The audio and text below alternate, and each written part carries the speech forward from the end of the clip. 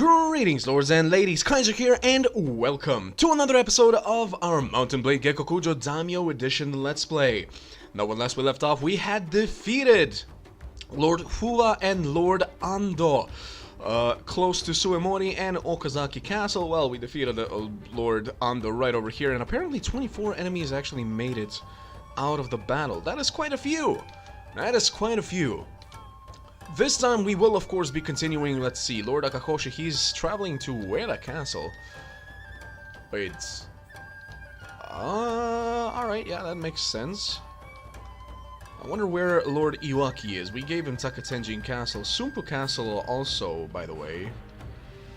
Wasn't Sumpu Castle also yours? Yes, Sumpu Castle is also Lord Akakoshi's, but he decided to go the longer route. I kind of don't want him to be defeated on his way. Plus, we did talk about once we take Suemori Castle and whatnot that we would go into Iida Castle, Iwamura Castle, and slowly like consolidate this line and not like be everywhere around the Saito clan. So sure, let's actually follow him, or rather not follow him, but follow suit. Oh, he's gonna fight some Runk rebels? Sure, let's go and help him. And these guys are actually annoying, so rush the aid of age, not aid. Wait, did I say aid? Aid, not age. There. Of Lord Akahoshi. Now, where are the enemies? I took over the reins of the battle. Command of the battle, not reins of the battle. Let's see, are they coming towards us? They are. Just trying to figure out where the best position for our army would be, because if they're coming from over there, yeah, we couldn't really position our army on that hill. So the best thing we can do, I believe, is set our army a little bit more behind, have our gunners devastate them, and then send in our cavalry, who are apparently stuck in each other's horses because they just dismounted instead of actually moving with their horses. How many of you dismounted? Why? Oh, they're heading towards me. My tongue. Heading towards me. Alright, yeah, sure. I'll just kite you guys a little bit. I don't particularly mind. Get a few shots off. Perhaps get a few kills off. Sounds good to me. I'm absolutely fine with that. And yeah, we'll just send our cavalry in now. Why are you running towards me with guns? Oh, you're not. You're trying to escape towards me for whatever reason. Alright, well, that was the battle. Right, guys. I also remembered from last time. Yeah, I'm sorry if you don't enjoy the historical side of the last episode, and I guess this episode as well. They are both recorded on the same day. And I kind of would like to continue in this manner, at least for this episode, until you guys tell me what you think. But, yeah, I remembered the name of the general in the Battle of Sekigahara, the one who betrayed Mitsuhide and sided with... There we go, he likes us more, that's always good. He was one of the people that was getting a little bit upset at the things that we've been doing, so definitely good to increase his stance with us. Right, I keep forgetting, William is also ready to upgrade, or rather level up, not upgrade. Intelligence, of course! Good God, we're actually gonna have a level 10 engineer soon enough. Alright, but what do we give him points in right now? I mean, I guess you can be a surgeon as well, sure. And a trainer, but you're already 9 in training, so we have to give you something else. Let's see, athletics, riding, looting, nothing else really makes sense to give him. Wound treatment, party, healing speed. I mean, he's one of the people that's always in the archer line, unless we do sieges, so he would be one of the people that most likely stays alive in a battle, so as soon as he is out of the red, or rather if he's not in the red, so to speak, aka not doesn't have less than, what is it, like 10% health, I believe, he will be able to keep healing our units, so we'll do that. Alright, let's continue. Come, Lord Akahoshi. Lord Uno, alright, that's not... I see. So this is where they're coming from. What's our health at? Nope. This is not a good... this is not a good number of people to go into the rebel hideout with. Back to what I was saying. The general's full name was Kobayakawa Hideaki. He was apparently Lord Hashiba's, or rather Lord Toyotomi's nephew, who was then adopted by his nephew. Lord Yuki, I do not recall ever taking you in, sir. A moment, everyone. Yes, indeed, he is a calculating individual. Therefore, we don't really want him in our midst, so... if he wants to call himself an Otogawa general, sure. But, usually, pretty sure that IRL, you wouldn't let them do that. But, I mean, if I talk to him right now and tell him just, hey, go away, I don't want you in our midst. Come on. Talk. Greetings, my lord. You may have heard of my ill treatment at the hands of great Lord Satomi. You have a reputation as one who treats his vassals well, and if you will have me, I would be honored to pledge myself as your vassal. Sorry, your service is not required. And he now went to the Mori clan. I'm fine with that. His relation with us was on 0 anyway. I would prefer really having you, more or less, the honorable lords follow us, because they would automatically have like a positive 55. But what are the chances of us getting some of those, right? I mean, eventually, sure, eventually, but for now... once the site of war is over, I'll probably head into Kakegawa, where our court is now located, and just try and see if we got any new lords in waiting, so to speak. Ida Castle, just 100. We'll be able to take this very, very quickly. But yeah, as I was saying, I'm sorry, I keep jumping like from the gameplay into the history. Oh, you're gonna join us, alright. Lord Naoe has renounced his allegiance to the Uesugi clan and joined the Mori clan. Now that is yet another thing that would never have happened to IRL. Lord Naoe Kanetsugu was one of the most loyal generals to the Uesugi name. First to Kenshin, and then to his son Kanetsugu. Wait, Kanetsugu? No, Kanetsugu not. Wait, now I'm confused. I'm confusing myself. What was his name? I think it was Kanetsugu. No, Kanetsugu was not. I apologize. Kanetsugu Naoe, of course, like I said his name, but like Kagekatsu. That was the name of Kenshin's heir, who I believe was his nephew, actually, and he adopted him. There was this whole Uesugi civil war between Kagekatsu, who was the, well, the nephew of Kenshin Uesugi, and also between him and Uesugi Kagetora. I believe it was Kagetora, at least. Who was a Hojo son, the Hojo Lord's son, and Kenshin Uesugi actually adopted him as well. So after Kenshin died, there was this whole civil war where Kagekatsu in the end won. Like we didn't do any tactics or anything because I believe that with this sort of force we can actually just rush in. Yeah, just like that. Good job. Oh, hello. Sneaky, sneaky.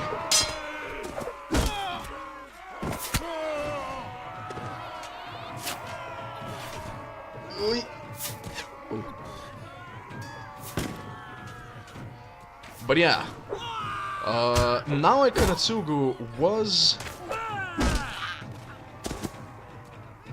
not adopted, but basically he was taken in by Kenshin Uesugi to be trained as one of his adopted son's loyal vassals, aka Kagekatsu's loyal vassals.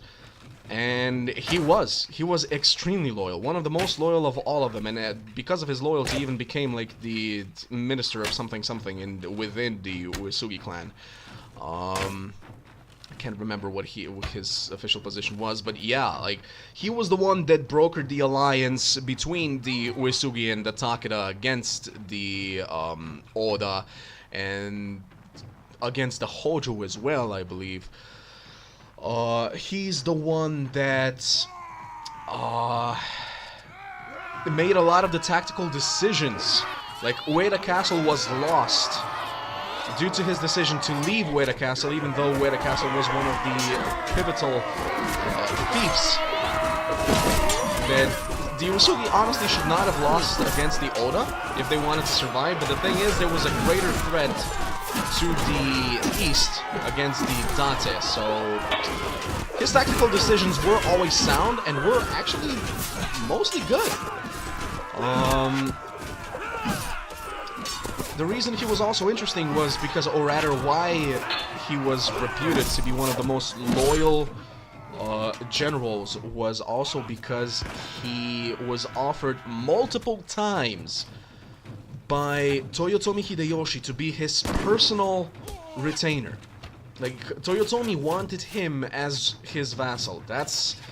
And he kept asking him to become one, offering him like stipends that would have made people's heads spin.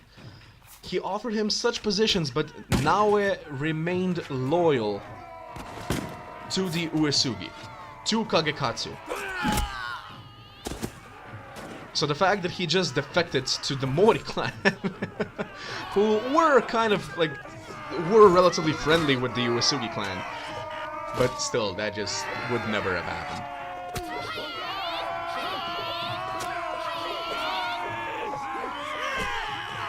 Right, so Hideaki, he was a nephew of Toyotomi Hideyoshi.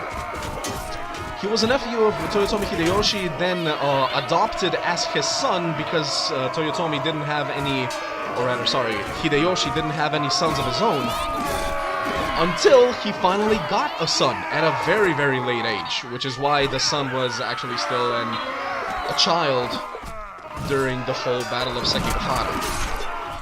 That is why he did not have the strength, like, or rather, not the strength, but the possibility to consolidate his power before the whole battle began. That is what allowed the Tokugawa and, well, the Western and Eastern armies to clash. Like, if the infant was, rather, at the time he wasn't anymore an infant, but actually a child, but if he wasn't a child, but an actual, you know, adult that could have some control over his vassals, he probably would have prevented the whole civil war from happening. But it happened. But yeah, once he was born, Hideaki was not the heir anymore, of course, and he was no longer required to be an adopted son, so to speak. Like, saying required to be an adopted son sounds kind of terrible, but that is essentially what happened. He was once again adopted by a different clan this time by the Kobayakawa clan. So he became the head of the Kobayakawa clan. There we go. Oh, that was the last one? Alright. Hence his name, Kobayakawa Hideaki. Ooh, that's a lot of prisoners. Alright, there we go. We could actually take all of them. I kind of thought that there were more of them, but oh well. We can also take some more. Let me see. Which ones do we think are going to be more valuable? I'm pretty sure that the veterans will be more valuable, so we'll just take those. Access the items. We really have got to go into one of the towns and sell all of our stuff. That is something we must do. Sell and, of course, ransom all of these guys. My lord, we have taken Ida Castle. Who do you wish? Well, I wish to defer the appointment, of course. As per usual. Very sorry about that random noise right there. That was my phone giving me my first alarm of the day. Or rather, last alarm of the day, sorry. Because, yeah, I work night shifts, and right now it is 2:30, which is the last call for me to get up. Usually I get up around, I don't know, 12 or 1 or so. Manage the garrison and, of course, leave all of the guys that we just took, I mean, there were a few. There were sadly no samurai, not samurai women, what? Peasant women, which we could make, technically, into some sort of samurai women. Not exactly samurai women, but like onabushi. I suppose they were kind of like female samurais. Don't kill me if you disagree right now with that.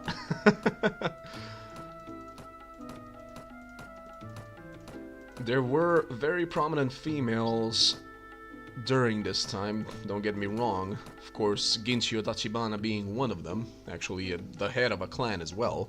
Not just a strong woman. Alright, so Ida Castle is ours. Now, next would be Iwamura Castle in order to consolidate our strength in this position. Nayaki Castle as well, and then we have a very clear frontier over here. I'm amazed that they haven't tried to go for Ichijodani Castle just yet. They keep trying to fight on this side, which I understand considering both the Asakura and us are here, but not to mention they do have consolidated power here. Like, if they went there, the Asakura could easily just send their armies. But I feel like I'm giving the AI way too much credit right now. We will be heading for Iwamura Castle next. Next door. Lady Kuroda. Are you gonna head into Iwamura Castle? You're trying to. It's afternoon. Let's see, we can fight. I'm just a little bit worried about the field that it's gonna place us on. Okay, I was worried for nothing. Good. Because, you know, I saw that there were hills behind us, and I was like, is it gonna put us, like, on some sort of a mountain? Because that's something this game usually does. We really have only 3, no, that's 4. No, 5 infantry units. Alright. Good God, that was a thunder. Thunder! And yes, I am an AC/DC fan. You didn't have to know that, but eh. Move our army to the side a little bit. Where's the 5th? Oh, am I considered an infantry unit? Spears forward! That's Lady Kuroda right there. Excuse you. BS. Gotcha! I know that wasn't all me, but gotcha.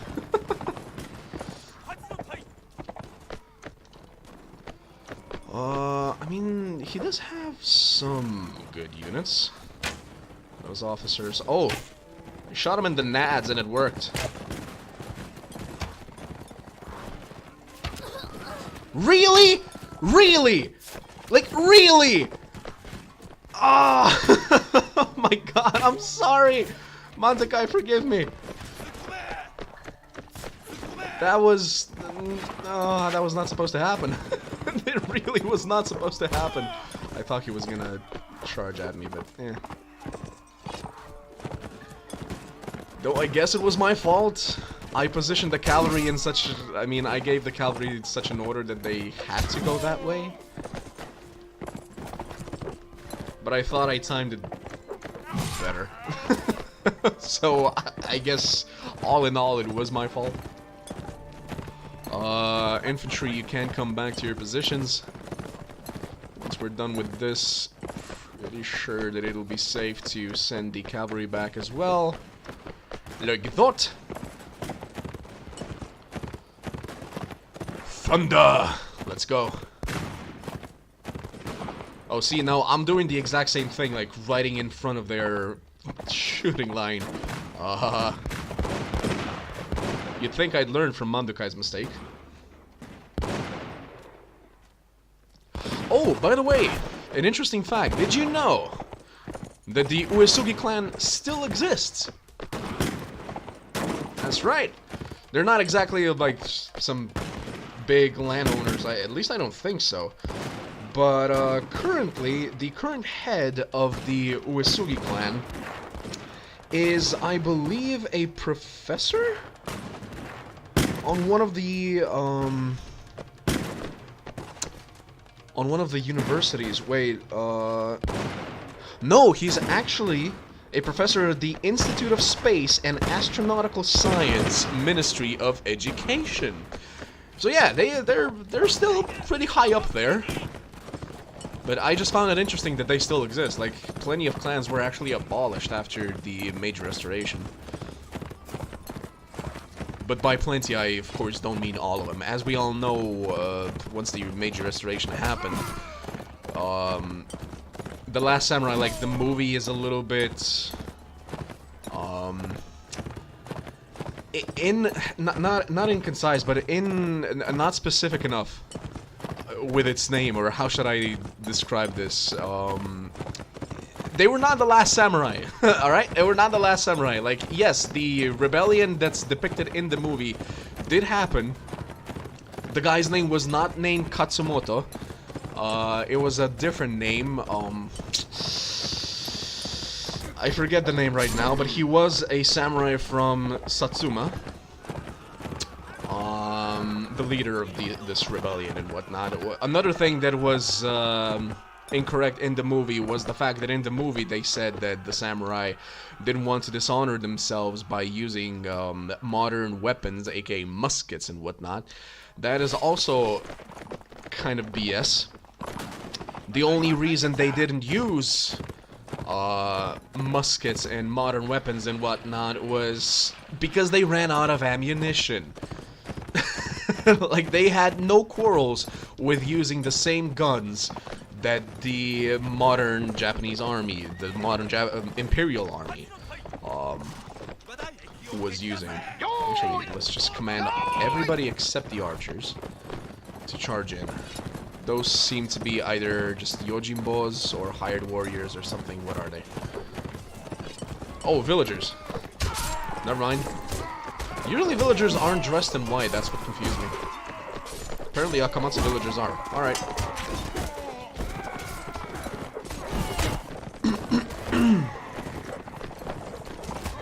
But yeah, most of the samurai... Though, I guess they didn't exactly lie in every direction? Because I remember in one clip, or rather not one clip, but one part of the movie when, so Captain Oberyn is not investigating, but like asking this Imperial officer at the very beginning of the movie everything about Katsumoto and whatnot. Stop, I yield. You're my prisoner now. Let's take some prisoners, why not? They do point out that the officer is actually a samurai. So, they didn't exactly get it wrong, but the title is a little bit misleading. Misleading, that's the word I was looking for, there we go. Because most of the samurai that, did not fight on Katsumoto's side, which was plenty of them, of course, just became bureaucrats in the new system. That's all. They were still around, they were still doing their own thing, just different things, that's it. In a way, they actually got what they wanted. Like, one of the reasons that samurai were very, very unhappy with the current situation in the Edo period was because of the class freeze. Like, officially, you could not get out of the samurai class. Like, if you were a samurai, while you did have a set stipend, like a set, I don't know if everybody that's watching this series actually knows what a stipend is. Basically a salary. Even though they had a set salary, aka like they were set for life, that salary was usually not that high. You know? And they started getting very, very upset at the fact that the lowest class, the merchant class, was actually making a lot, and I mean a lot, more money than they were. Because, you know, the merchants, they started making massive, massive amounts of money and gold and whatnot just from trading, even though the, apologies for that sound, everybody. It was not your WhatsApp, it was mine. But yeah, even though the trade was officially closed as far as trading with the outside world, except for with the Dutch, who actually had a trade port in Nagasaki. They were the only ones that were actually allowed to have one. But yeah, it was still seen like the reason the merchants were so low, like seen as the lowest of the low, was simply because the Japanese believed that living off of somebody else's work is simply low. Very, very low. Like, that was not honorable, it was not in line with the Japanese philosophy, essentially. There's still a guy over there. Let's see if we can get him. And, you know, merchants were essentially just buying things off of other artisans and whatnot, and then just selling those things to others and buying more things from those. And, well, you know how merchants work. Of course you do. Alright, so I believe we can send our units in now.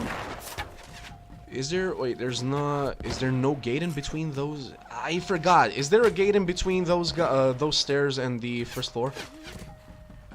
Because if not, this might still turn into a... Why aren't these guys shooting? I guess there's an invisible wall there.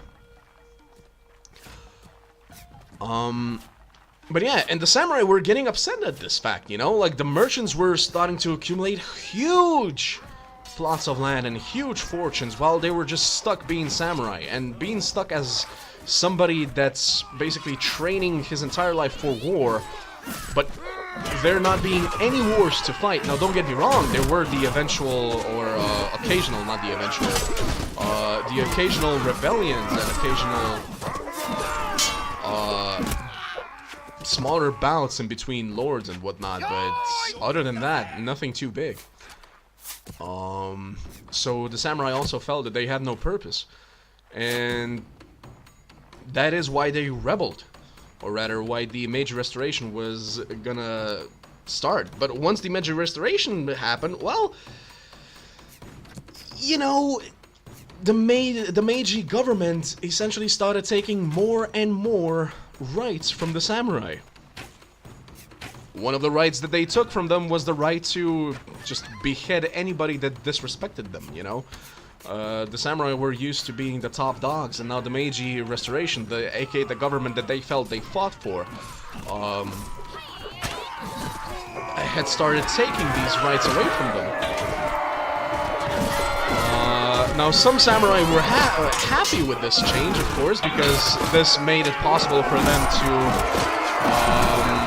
not abolish their status as samurai, but essentially just stop being samurai and move into different classes. They became government officials, they started earning money, they started buying land, they were... like, essentially, capitalism had hit, and they were happy with gaining more money, of course they were. Good God, that's a lot of red text. Did we command? Yeah, we commanded everybody to charge in. Fine. Let's just go in. But those samurai that felt that, you know, they still want the old ways back, just with, you know, being able to still earn some more gold and whatnot, those guys rebelled. In the post-Meiji Revolution, I suppose. Like, the Samurai Rebellion. I forgot what it was actually called.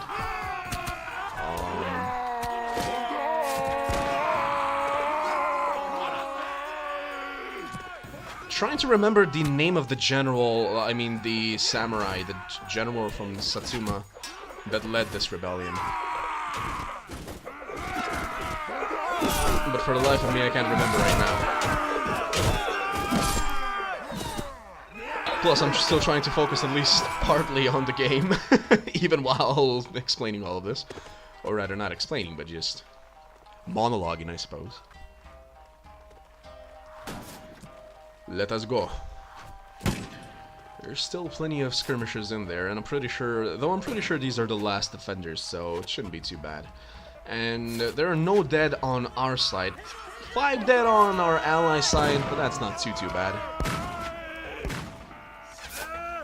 The gunners are still doing their best, especially she. Good God, woman. Took down 2 in quick succession. Very nice. Right, we're in. Let the bloodbath begin. I like how the guy actually body blocked my swing, so I couldn't attack the guy that I was actually aiming for. Guess that's one way to try and block an attack and help your comrade. There we go. I believe that is it. Another castle won. And more land consolidated. I will, of course, be taking these guys out and putting them into the garrison, so I'll see you in just a moment. There we go. So, the new garrison is relatively small, I suppose. Apparently, oh, this castle used to be under the Oda control. She also leveled up, so we'll be doing that as well. Let us see, let us see, let us see. Intelligence, of course. You're our Pathfinder spotter. Also trainer, and I suppose tracker as well. Congratulations! Though it'll take 2 more levels for any of this to actually be upgraded again. So we'll have to find something else to put her points into. She's our firearms master, so we will not be giving her any archery, but polyarms and two-handed weapons. Now, I saw that a lot of you actually have a problem with the way I say polyarms.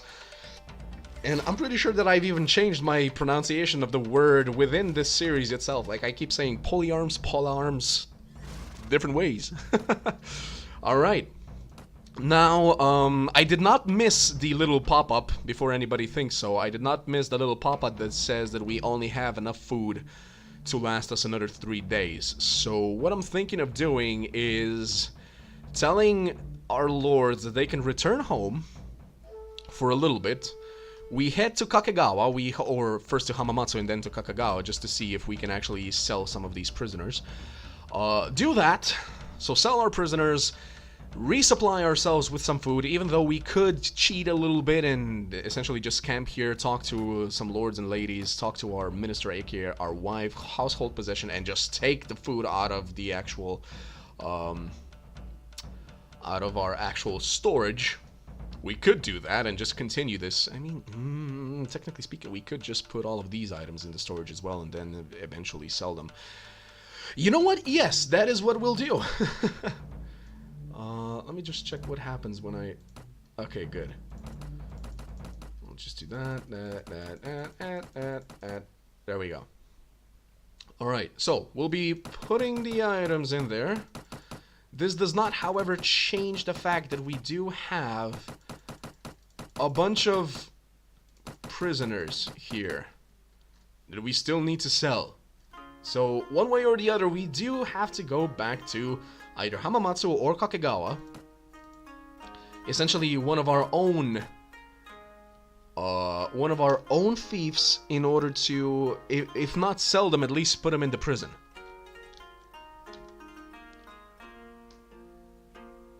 Because I'm still convinced that, considering the quote-unquote quality of the prisoners we currently hold,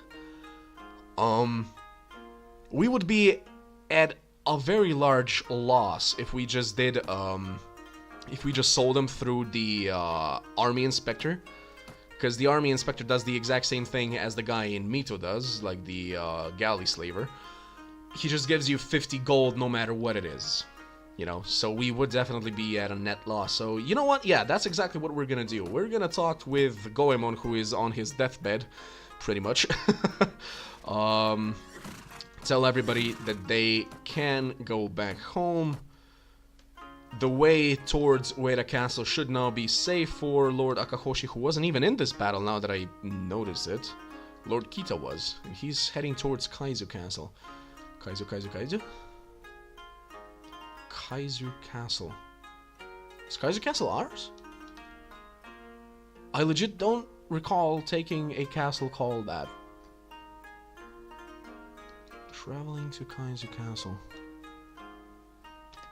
I might just be very bad with my geography right now. Kaizu Castle? It is!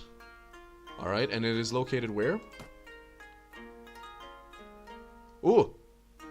Okay, yeah, we gave him that part because we thought that that was gonna be like a buffer zone in between the Ikoiki, Uesugi, and the Saito clan, but it's pretty much like in the middle of our lands right now, so that plan went a little bit sour, considering all the provocations we had to react to because of our idle lords. Alright, so, into Kakegawa. Actually, okay, if we're going down, I thought the character would go upwards, but sure, if we're going down, we'll head into Hamamatsu. If anything should happen, I will definitely continue recording from that point on, but for now, we are gonna head to Hamamatsu, Kakegawa, do exactly what I said, and once we're back on the front lines, I will start with the next episode. Until then, everybody, thank you very much for joining me. I have been Kaiser. I will see you guys next time, and until then, as always, if you like what I do, please do consider sharing these videos, leave a like, subscribe if you haven't yet, and I will see you guys next time, and until then, as always, ad gloriam.